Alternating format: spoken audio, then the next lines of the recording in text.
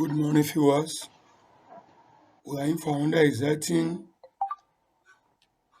lecture, and today we are going to discuss gravitational force field.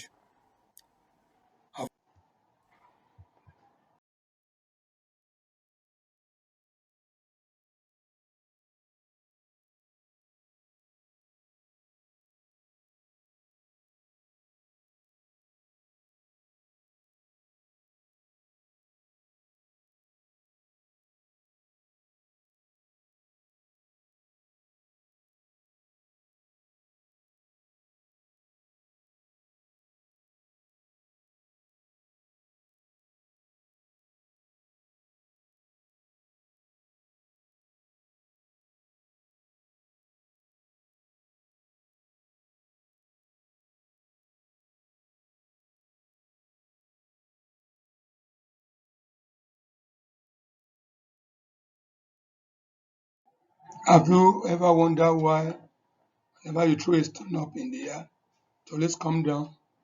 We are taking a look at gravitational field. Remember that force field is an area where invisible force exists.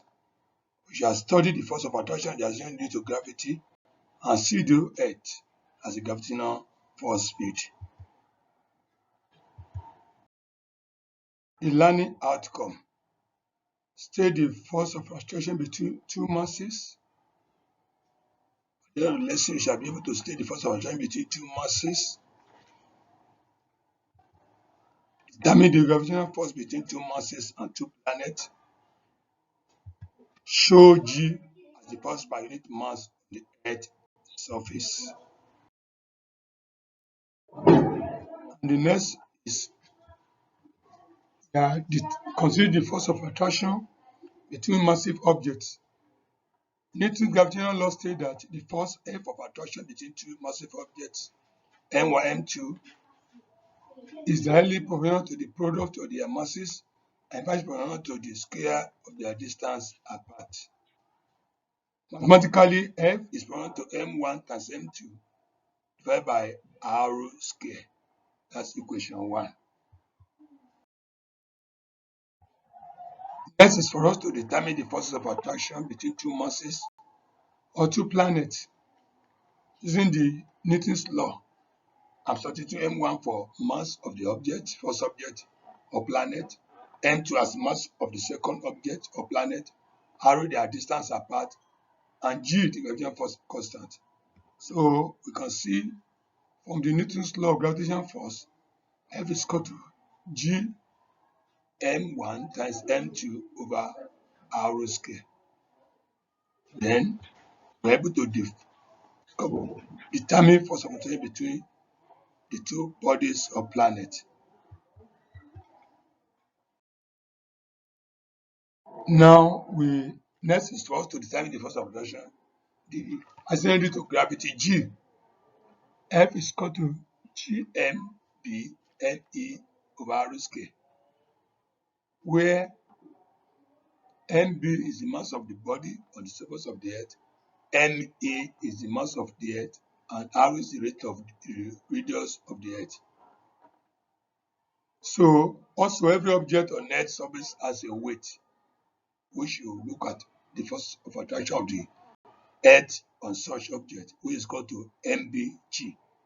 Therefore, MBG is equal to GME M times MB over R square. Even as we substitute that, F is equal to MB times G, the weight of an object, to be the force that is attracting the object towards the Earth. And that gives us G to be equal to GME over R square. And eventually you have F is equal to GMB when we're able to conclude it. And G from there is equal to force per unit mass of the body. Hence, G does not depend on the mass of the object on the Earth's surface. And also, the next thing is to determine the force of attraction between the Sun and the Earth. We are using the class activities and the class example. We are giving mass of Sun to be 1.99 times 10 to the power 3, 30 kilogram. and mass of Earth to be 5.98 times 10 to the power 24 kilogram. Assume the sun is 1.50 times 10 to 8 kilometer from this Earth, and we are giving G, gravitational constant, to be 6.67 times 10 to the minus 11 Newton per meter square per kilogram square. Then using the Newton's law of gravitational attraction, F is equal to G, mass of sun multiplied by mass of Earth over the distance between the Earth and the sun. Then we have F is equal to 6.67 times 10 to the minus 11 times 1.99 times 10 to the power 30 times 5.8 times 10 to the power 24 divided by 1.5 times 10 to the power 8 times 10 to the power 3 into square. Then we're able to get F is equal to 3.52 as our answer. Can you think of why objects fall towards the Earth and not the Earth moving up towards any object on itself? Ponder on this. Also, what do you think keep the planets in their orbit around the sun? And the last assessment is explain acceleration due to gravity, G. You can see in our conclusion that the Earth is a gravitational force field. It attracts all objects to the ground because it is more massive than any of them. For further study, we look at New School Physics by M.W. Anyakoa, Senior Secondary School Physics by P.N. Okeke, and others. Thank you. See you another time.